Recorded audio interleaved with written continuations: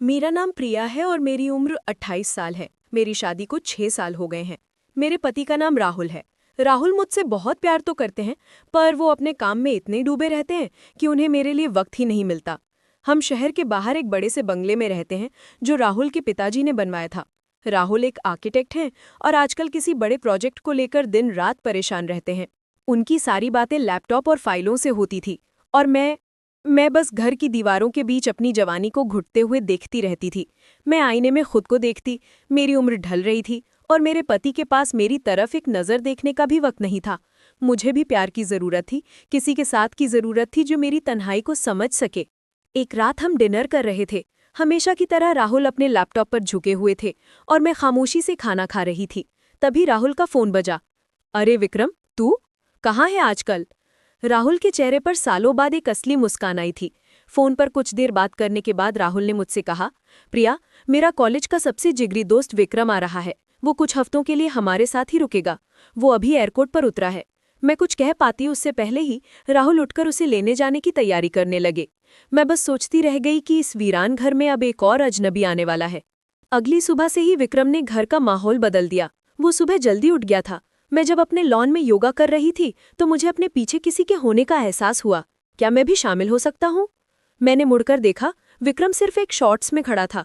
उसका कसा हुआ बदन सुबह की धूप में चमक रहा था। मैं एक पल के लिए अपनी नजरें नहीं हटा पाई।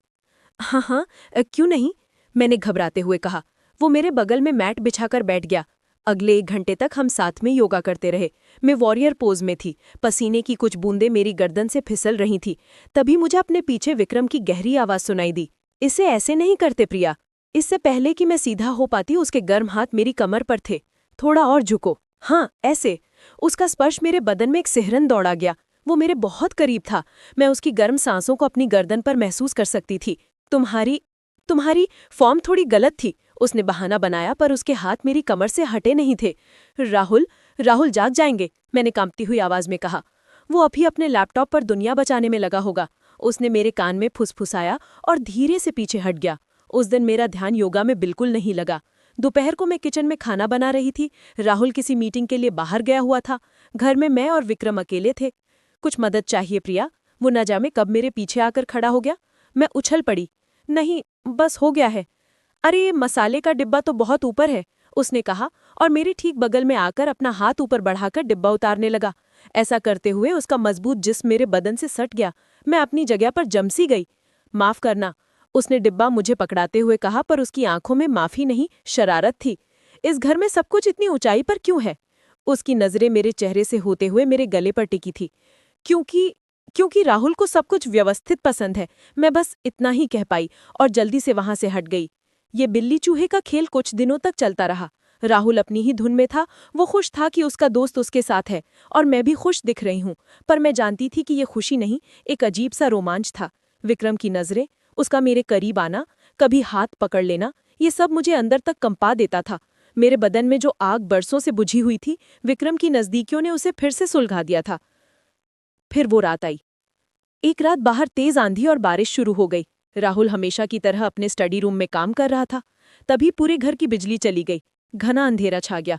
मैं मोमबत्ती जलाने के लिए किचन की तरफ बढ़ी। तभी अंधेरे में किसी का हाथ मेरे हाथ पर आया। मदद कर दूं? ये विक्रम की गहरी आवाज थी।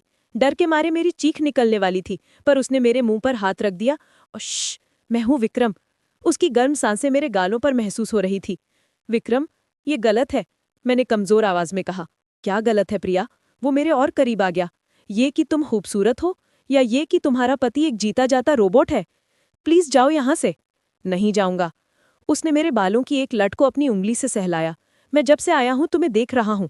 तुम इस घर में एक कैदी की तरह रहती हो। तुम्हारी आंखों में इतनी प्यास है। तुम्हें कैसे पता? क्योंकि वही प्यास मेरी आंखों में भी है, उसने कहा। बाहर बादलों की गड़गड़ाहट तेज हो गई। मोमबत्ती की हल्की रोशनी में मैंने देखा उसकी आंखें मुझ पर ही टिकी थीं। उसने मेरे चेहरे को अपने हाथों में लिया और इससे पहले कि मैं कुछ समझ पाती, उसके होंठ मेरे होठों पर थे। ये एक धीमा, गहरा चुम्बन था जिसमें मांग थी, जुनून था। मैं बेबस होकर खुद को उसे सौंपती चली गई। उसने मुझे अपनी मजबूत बाहों में भर लिया और मैं सब कुछ भूल गई। मैं भूल गई कि मैं शादीशुदा हूँ। मैं भूल गई कि राहुल बगल के कमरे में है। उस रात उस अंधेरे किचन में मेरे साथ वो सब हुआ जिसके लिए मैं शादी के बाद से तरस रही थी। मेरी बरसों की बुझी हुई आग को जैसे एक तूफान ने भड़का दिया था। जब तक बिजली वापस आई तब तक बहुत देर हो चुकी थी। मैं भागकर अपने कमरे में आ गई और रात भर रोती रही।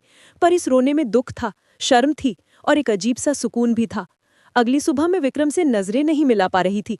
मुझे लगा वो आज चला जाएगा और ये सब एक बुरे सपने की तरह खत्म हो जाएगा। लेकिन नाश्ते की टेबल पर राहुल ने एक ऐसा बम फोड़ा कि मेरे पैरों तले जमीन खिसक गई। प्रिया, एक बहुत बड़ी खुशखबरी है, राहुल ने चहकते हुए कहा। मेरा जो प्रोजेक्ट फंसा हुआ था, विक्रम ने उसमें पैसा लगा दिया है। अब विक्रम मेरा नया बिजनेस पार्टनर है। मैं सन्न रह गई। मेरी नजरें विक्रम पर गई। वो मुझे देखकर शैतानी मुस्कान के साथ मुस्कुरा रहा था। और प्रिया, राहुल ने आगे कहा, मैंने और विक्रम ने फैसला किया है कि अब वो कहीं और नहीं रहेगा। वो हमेशा के लिए हमारे साथ इसी घर में बगल वाले गेस्ट रूम में रहेगा। आखिर हम अब पार्टनर जो हैं। ये सुनकर मेरे हाथ से चाय का कप छूटकर नीचे गिर गया। गर्म चाय मेरे पैरों पर गिरी पर मुझे कोई जलन महसूस नहीं हुई। मैं वहीं खड़ी कांप रही थी। मेरी जिंदगी का सबसे खौफनाक राज अब मेरे बेडरूम के ठीक बगल वाले कमरे में रहने वाला था। मेरा पति अपनी कामयाबी का जश्न मना रहा था और मैं अपने ही घर में अपनी ही मर्जी के खिलाफ एक सोने के पिंजरे में कैद हो चुकी थी। मुझे समझ नहीं आ रहा था कि मैं इस तन्हाई से निकली हूँ या एक ऐसी दलदल में फंस गई हूँ जहाँ से निकलना नामुमकिन है।